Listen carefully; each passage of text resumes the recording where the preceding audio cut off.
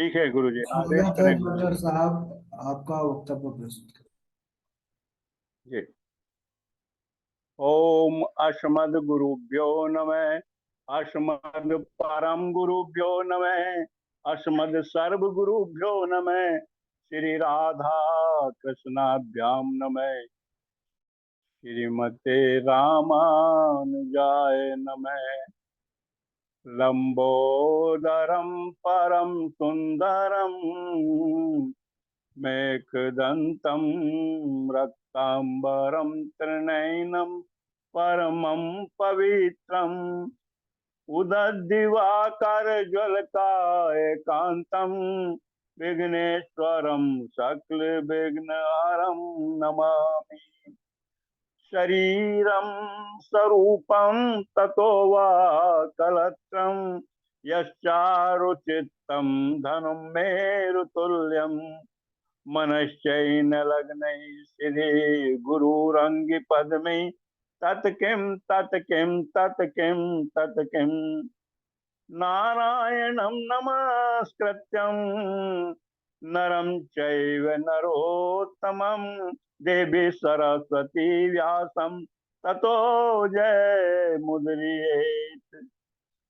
नमो परमहंसा स्वादित चरण कमल चिन्मकरंदाय भक्त जन मानस निवासाय श्री रामचंद्राय कृष्णं त्वदीयं पद पंकज पंचरान्तम् अद्यैव ते विशतु मानस राजहंस प्राण प्रियाण समय कफ बात पित्तई कंठावरोधेन विदो स्मरणं कुतस्ते बर्हा पीड़म नटवर बपू कर्णियो कर्णिकारम बिभ्रद बासम कनक कपिसम वैजयंती च मालाम रंधान वेणुधर सुधिया पूरयन गोप वृंदय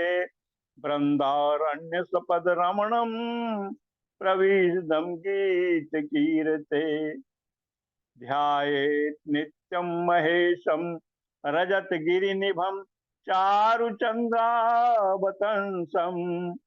रत्नाकल्पोज्ज्वलं परशुमृग वराभीति हसतं प्रसन्नं पद्मासीनं समन्तात् स्तुतं मर्गणीर्व्याघ्रकृतिवसानम् विश्वादयं विश्वबीजं निखिल भयहरं पंचभक्तं त्रिनेत्रम् आशुतोष शशांक शेखर चंद्रमौली चिदंबरा कोटि कोटि प्रणाम शंभो कोटि को नमन दिगंबरा श्री लक्ष्मी नाथ समारंभम नाथया मुनि मध्यमाम अस्मिदाचार्य पर्यंतम वंदे श्री गुरु परंपरा अंजनानंदनम वीरम जानकी शोकनाशनम कपीशमक्षहंतारम वंदे लंका भयंकरम मुखम करोति वाचालाम पंगुं लंघयते गिरिम यत्कृपाल तमहं वन्दे परमानंद माधव। श्री मुकम माँ शारदे कहाँ तू बीणा बजा रही है, छम छम छमाती आजा वाणी बुला रही है। भक्त भक्ति भगवंत गुरु चतुर नाम बपुए, इनके पद बंधन किए नासत विघ्न अनेक। परम मंगल में परात्पर पर ब्रह्म परम पिता परमात्मा अकारण करुणा वर्णालय अकारण करुणा कारक अचिंत्य कल्याण गुणगण निधान सर्वेश्वर सर्वाधिक पति श्रेष्ठ आचरणवान, प्रजा के सुखदाता, संहार करता, पार्वतीनाथ, प्रथमादि गणों के स्वामी, आकाश आदि अष्ट मूर्तियों वाले, विश्व रूप विज्ञान के पूर्ण ज्ञाता, देवादिदेव त्रिनेत्रधारी, दुख स्वप्न नाशक, पंचोत्पादक, विश्वेश्वर मंगल करता, आदि अंत रहित, शाम सिद्धि सवार भगवान के चरणों में कोटि से नमन, वंदन और अभिनंदन। प्रातः वंदनीय स्मरणीय पराम्बा भक्ति जगदीश्वरी शंकर शिव प्राण बल्लवा आदि जगत में व्याप्त रहने वाली जगत की आधारभूता परम शक्ति श्री जगदम्बा मां पार्वती के चरणों में कोटि कोटि प्रणाम। समस्त भूतादिक या राम मैं सब जग जानी, करहूं प्रणाम जोर जुग पानी। या राम मैं सब जग जानी, करहूं प्रणाम जोर जुग पानी। समुपस्थित भक्तगण, शिव कथा अनुरागी सज्जनों, भक्तिमयी मात्र शक्ति भगनी बांधवो, भगवत चरण चंचरी, भगवत पदारविंद मकरंद रस पिपासु, सुधी जन, भुवि बाबुक, रसिक वृंदजन, सबको मेरा नमन। हम सबका यह परम सौभाग्य है, भगवान शंभु शिवाय की यह सुंदर कथा पर हम सब सम्मिलित होकर शिव कथा मंदाकिनी पर गोता लगाने का शुभ अवसर हमको प्राप्त हुआ है। और जीवन में ऐसे क्षण बड़े ही पुण्य से मिलते हैं, क्योंकि बाबा जी ने कहा है, बड़े भाग्य पाए सत्संगा, बिनहु प्रयास हो ये भव भंगा। आवत ही अति कठिनाई, राम कृपा बिनु आय न जाई। अति शिव कृपा जाई पर होई, पाऊं देही यही मार्ग सोई। जिस पर प्रभु की कृपा होती है वही इस भक्ति मार्ग में जो है आते हैं। शिव पुराण की कथा बड़ी दिव्य और विलक्षण है, और इस कथा का अनुसंधान कर बारह आदित्य अपना कार्य करते रहते हैं। गत प्रसंग में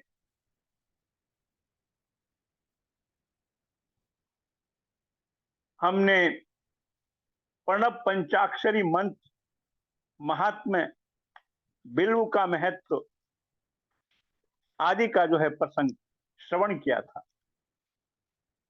अब आगे की कथा में प्रवेश करते हुए शिव नाम महिमा के विषय में जो है हम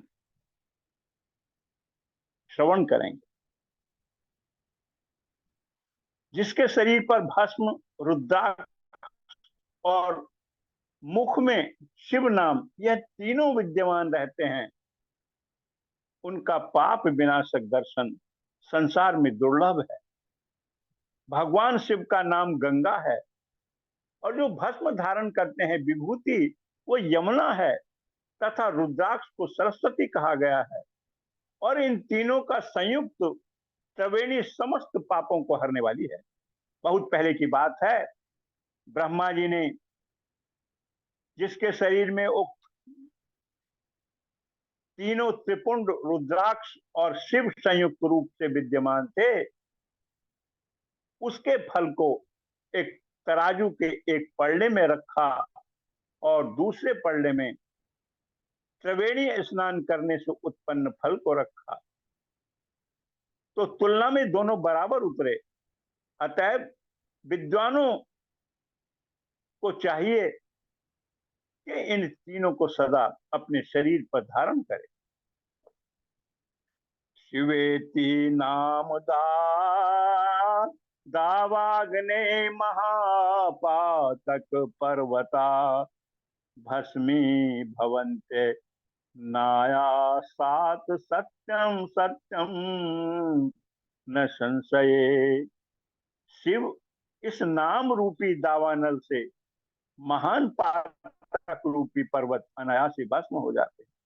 यह सत्य है, यह सत्य है, इसमें कोई संशय नहीं है। भगवान शंकर का एक नाम से भी पाप हरण की, भगवान शंकर के नाम में पाप हरण की जितनी शक्ति है उतना पातक मनुष्य कभी कर नहीं सकता। हे मुने, पूर्व काल में महापापी राजा इंद्रद्युम्न ने शिव नाम के प्रभाव से उत्तम सदगति प्राप्त की थी। भगवान नाम की महिमा बहुत बड़ी है। बाबा जी भी लिखते हैं, कलयुग जोग न जाग न ज्ञाना, एक आधार राम गुण गाना, सब भरोस तजी जो भज राम ही, प्रेम समेत गावे गुण ग्राम ही। कोई भव तरे कछु संशय नाही, नाम प्रताप प्रगट कली माही। कलयुग में यही तो एक नाम का प्रताप है, नाम की महिमा है। भागवत पुराण में भी श्री सुखदेव भगवान जी कहते हैं, कलेर दोषे निधे राजा नास्ति, ये को मान गुण कीर्तना देव कृष्ण से मुख खं पर बजे। हे परीक्षित, यह कलयुग तो दोषों का खजाना है, परंतु इसमें एक बहुत बड़ा गुण है। यह गुण यही है कि कलयुग में केवल भगवान हरि का संकीर्तन करने से ही सारी आसक्तियां छूट जाती हैं और परमात्म तत्व को प्राप्त हो जाता है। आगे वो भस्म महात्म के विषय में बताते हैं। सूत जी बोले, हे ऋषियों, संपूर्ण मंगलों के देने वाले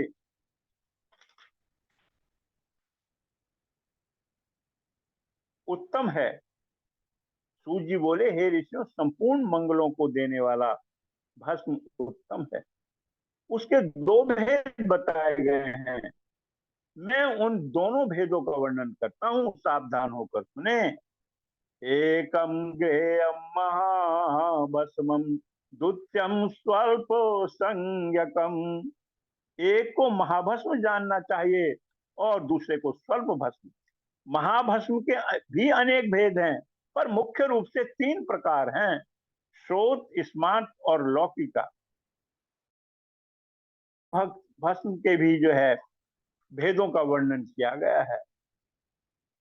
श्रोत स्मार्त भस्म जो द्विज हैं, ब्राह्मण हैं, उनके उपयोगार्थ है, और लौकिक भस्म अन्य सभी वर्ग के जो है लोग, मानव जो है, वो उसको लगा सकते हैं।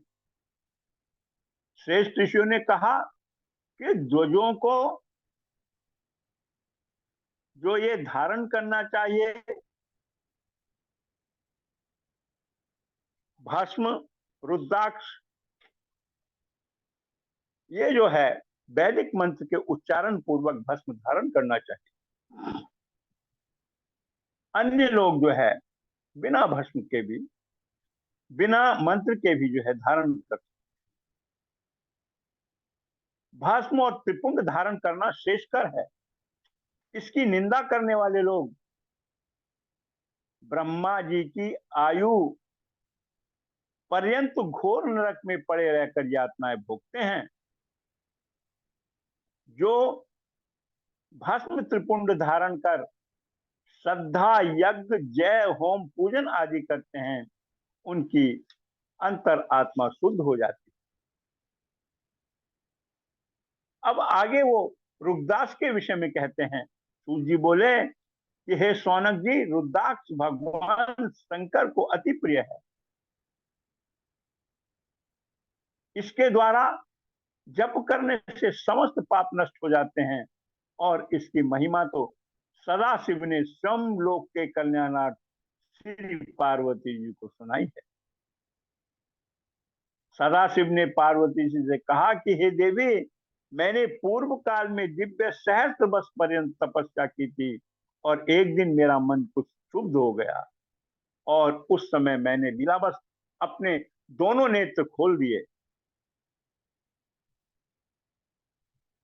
पुटाभ्याम चारु चक्षाभ्याम पतिता जल बिंदवे, तत्राशु बिंदवो जाता वृक्षारुद्राक्ष संगता। नेत्र खोलते ही मेरे मनोहर नेत्रों से कुछ जल की बूंदें गिरी, और आंसू की इस बूंदों से ही यहाँ वहां जहां तहां रुद्राक्ष नामक वृक्ष पैदा हो गए। गौड़ देश से लेकर के मथुरा, अयोध्या, काशी, लंका, मलयाचल और आदि देशों में रुद्राक्ष के वृक्ष उत्पन्न हो गए। तभी से इसका महत्व, इसकी माला समस्त पापों का नाश करके भुक्ति मुक्ति देने वाली है। और जिन रुद्राक्षों में छेद बना हुआ है प्राकृतिक रूप से, वह उत्तम है, और जिनके छेद मनुष्य द्वारा बनाए जाते हैं, वह रुद्राक्ष जो है वो मध्यम कहलाता है। और आगे कहते हैं कि 550 रुद्राक्षों का मुकुट होना चाहिए, 3 लड़ीदार 360 रुद्राक्ष का यज्ञोपवित्र हो,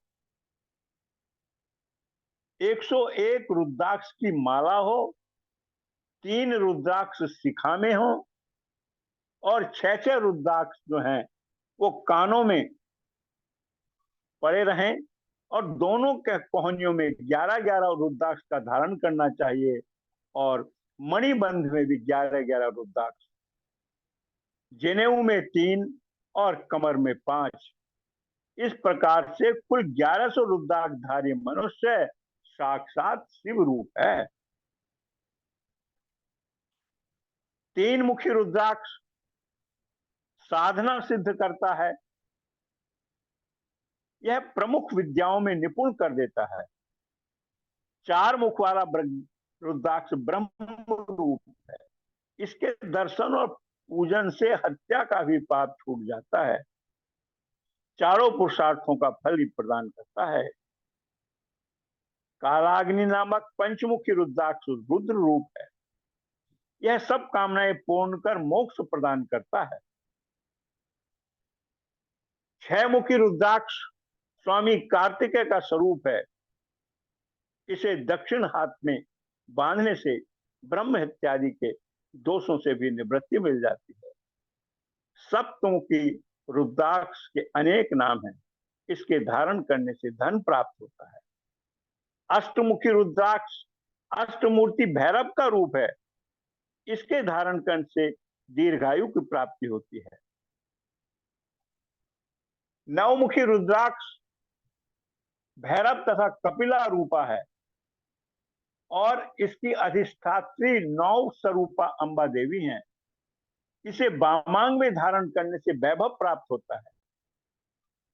10 मुखी रुद्राक्ष विष्णु रूपा है, और इसके धारण करने से सभी मनोरथ सफल हो जाते हैं। 11 मुखी रुद्राक्ष आदित्य रूप है। 12 मुखी रुद्राक्ष को देशों में धारण करना चाहिए। नहीं, 12 मुखी रुद्राक्ष जो है वो तेज 12 सूर्यों के समान हो जाता है, और यह भी मनोरथ पूरा करता है। 13 मुखी रुद्राक्ष धारण करने से समस्त पाप नष्ट हो जाते हैं, और 14 मुखी रुद्राक्ष परम शिव रूप है। अब आगे कहते हैं कि रुद्राक्ष धारण करने के मंत्र, एक मुखी रुद्राक्ष के लिए 1 से 14 मुखी रुद्राक्षों के लिए उन्होंने अलग अलग मंत्र बताए हैं। ओम क्लीं नमः, ओम नमः, प्रथम है ओम ह्रीं नमः, ओम नमः। तीसरा है 3 मुखी रुद्राक्ष के लिए ओम क्लीं नमः, ओम ह्रीं नमः, ओम ह्रीं ह्रीं, ओम ह्रीं हुंग नमः, ओम हुंग नमः, ओम हुंग नमः, ओम ह्रीं ह्रूंग नमः, ओम ह्रीं नमः, ओम ह्रीं ह्रंग नमः, ओम क्रों श्रों रौन नमः, ओम ह्रीं नमः, ओम ह्रीं नमः। और आखिर में उन्होंने 14 मुखी रुद्राक्ष धारण करने के लिए ओम नमः मंत्र के जाप करने का निर्देश दिया है। इन 14 मंत्रों से क्रमशः 1 से लेकर 14 मुख वाले रुद्राक्षों को धारण करने का विधान है। वो कहते हैं, बिना मंत्रेण यो धत्ते रुद्राक्षम मुनि मानवा शपाति नरकम घोरम यावत निद्रा चतुर्दशा। और ये भी कहते हैं कि बिना मंत्र के रुद्राक्ष को जो धारण करता है वह 14 इंद्रों के काल पर्यंत घोर नरक हो जाता है। और इसी तरह से भस्म के लिए भी कहते हैं, भस्मम रुद्राक्ष धारी है शिव भक्त से उच्चते पंचाक्षरम जपा शक्ति परिपूर्ण सन्मुखा। भस्म रुद्राक्ष धारण करने वाला मनुष्य शिव भक्त कहलाता है। भस्म एवं रुद्राक्ष युक्त होकर जो मनुष्य शिव प्रतिमा के सामने स्थित होकर ओम नमः शिवाय इस पंचाक्षर मंत्र का जप करता है वह पूर्ण भक्त कहलाता है। जो रुद्राक्ष के महत्व को सुनता है उनकी सभी कामनाएं पूर्ण हो जाती हैं और वह मोक्ष को प्राप्त हो जाता है। शिव जी को यह अति प्रिय है। आइए हम ओम नमः शिवाय का संकीर्तन करते हैं। ओम नमः शिवाय, ओम नमः शिवाय, नमः शिवाय, ओम नमः शिवाय, हर हर भोले नमः शिवाय, नमः शिवाय, ओम नमः शिवाय, हर हर भोले नमः शिवाय, नमः शिवाय, ओम नमः शिवाय, हर हर भोले नमः शिवाय। बोलिए शंकर भगवान की जय, शिव महापुराण की जय, सत्य सनातन धर्म की जय, सदगुरुदेव भगवान की जय।